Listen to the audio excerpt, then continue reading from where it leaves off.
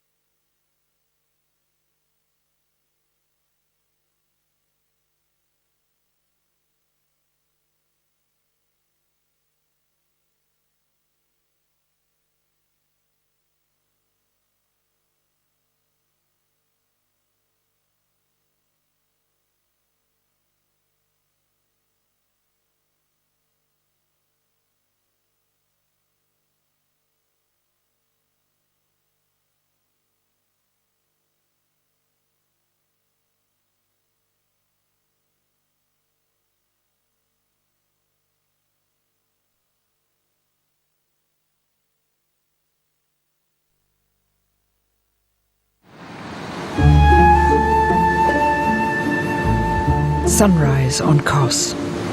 Manolis has arranged a trip to the neighbouring island of Nisyros, which is home to an active volcano. Kos and Nisyros are part of a chain of volcanic islands which stretches across the Aegean. In Greek mythology, Poseidon is the tempestuous god of the sea, who is seen to throw a huge rock at an escaping Titan. As it crashed into the water, that rock became the volcanic island of Nisyros. And every time the volcano erupts, people believe it is the pinned-down Titan trying to escape. The last eruption was in 1888. Nisyros is a tiny island, and one of its few vehicles is the school bus, which we commandeer for the day.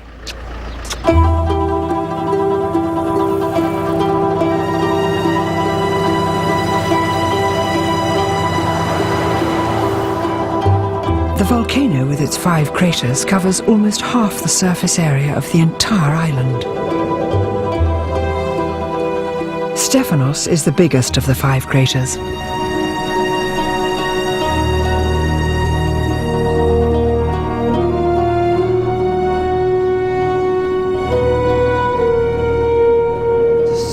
It's sort of sulphurous, but it's got even another smell on the back of it as well. Yes. And what is really unique is that he's alive. He's changing all the time, depending on the weather, depending on the wind. If it is rain, it's never the same. And the fumaroles, how close to them can we get? Not really close, because as close as we get, the crust is thinner. Yeah. because the steam that comes out from the fumaroles is up to 100 degrees of Celsius. Look at these fantastic colours, this sour yellow and baked. This must have been from what, rain and then drying out? Exactly. If you listen, you can actually hear it bubbling. Yes. This is not good to touch, is it? Not good to touch. One of the nicknames is akolos. Akolos. Kolos is... bum. Exactly. Akolos, bumless. So, if you sit, you're going to burn. It's acid. I'm quite enchanted that in such a place of desolation and sort of absence of life, there are such stunning patterns. You couldn't find an art designer to make you lovelier, more beautiful arrangements of how it dries. It's as if nature just doesn't have to bother to be ugly or horrible. Nature is an artist around everything, itself. it's just beautiful. They don't suddenly just go blip like that, do they? Sometimes. Oh, well, okay. Sometimes. That's why you should never go. No, I'm honestly not going to do that. I think I'll just not do that. This feels almost as though we're on another planet here. Yeah. Some say it resembles the moon, how the moon would be looking like. That's why Moonraker was shot here. Moonraker? Yes. The Bond film? Yes. Roger Moore? Exactly. Some shots of the moon. Yeah. They were just exactly where we are right now. How extraordinary.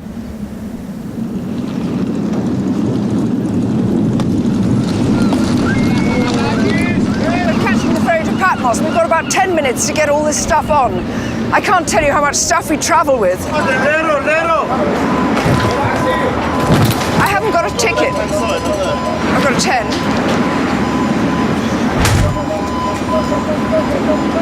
Thank you very much. It's rather hairy. I mean, there's a sense that these really only stop. They're not really concerned. They just say, we're stopping 10 minutes. It goes up, gone.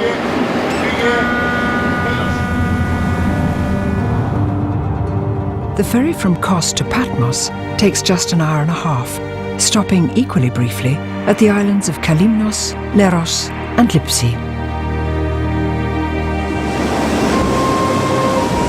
Trying to get your head around the idea that this is all one country, that it's absolutely customary to travel by boat all the time, because everywhere feels like little different nations almost. They're zipping around like this, and they're all different little islands. And they're all Greece. It's wonderful. This, however, is not Greece. This is Turkey just there. But in the old days, of course, it was ancient Greece. Just down the coast is a place which used to be called Halikarnassus and is now called Bodrum. You can take a ferry from Kos to Bodrum. It takes 19-20 minutes over there. And that's where the master of history, the first man to write history in a way that made it a story that people could understand. He wasn't always dead accurate, but he was considered to be the very, very first great historian. His name was Herodotus. Magical man, fantastical.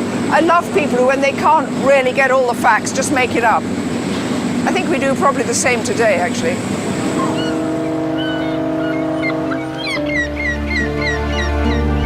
Patmos is dominated by an 11th century monastery dedicated to St. John the Divine, who was exiled to this small island by the Romans in the 1st century AD.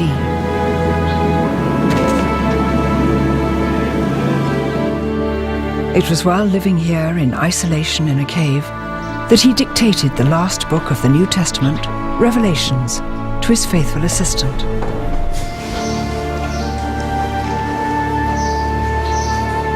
This is just extraordinary. This must have been the entrance to the cave. This is the cleft in the rock through which he heard, apparently, the voice of God speaking. Just through here. And now we're inside the cave. And we would have looked straight out, down over the hills to the sea. He'd been exiled. Now, maybe just because he was a troublemaker, or maybe ancient Rome had sent him away. But anyway, he stayed here for about 2 years in this cave. The cave is dappled with these dints, and he found a dint here. And apparently this is where he lay and slept. So they've made a little crown over that holy place. And because he was quite an old man, when he got up, he'd found a little notch in the wall, which he used to put his hand in, pull himself up through that. Here we see John resting receiving the wisdom, and here, supported by angels, are the 7 churches of Asia Minor. And the stories he was receiving in this sort of period of intense meditation were absolutely phenomenal. And I don't think it matters really which religion you are. To read the book of Revelations is in itself a revelation. So many of the words we know and so many of the things we say, like the 4 horsemen of the apocalypse, that's from the Revelations. Fire and brimstone, a bottomless pit, ruling with a rod of iron. All these phrases come from the book of Revelations. What an extraordinary place. It's always very strange to know that where you are is exactly where people from biblical times or history books or legends were. Here, it was here.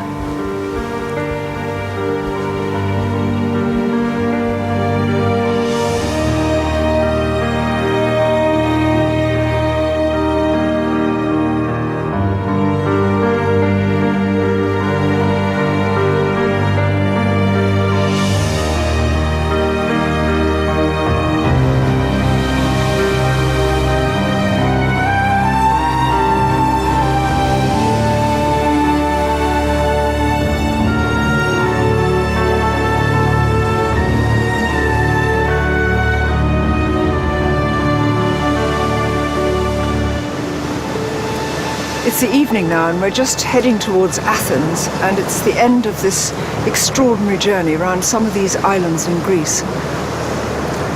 It has been eye-opening. I don't think I ever realised how different every single island was. Each one seems to have its own character, sometimes its own customs, its own particular pride in its own olives or wine or particular cheese-making skills or its own history. But the thing that has impressed me most is that how far-flung Greece is through her 1,400 islands. How do you make a country like that work? Of course, it's only quite recently that it has been Greece as we know it as a country. Before it was the Hellenic people, the Hellenes, who spread all over these lands with their own particular customs and enmities between each other, all uniting against the yokes of countless empires which seem to have trodden all over them. And yet at the end, they spring back again. Absolutely amazing. And still the Greeks are grounded, as it were, if that's not the wrong word, in the sea. And I think that's what's made it so thrilling. In the last episode of my Odyssey, I shall travel to the fiery heart of Greece.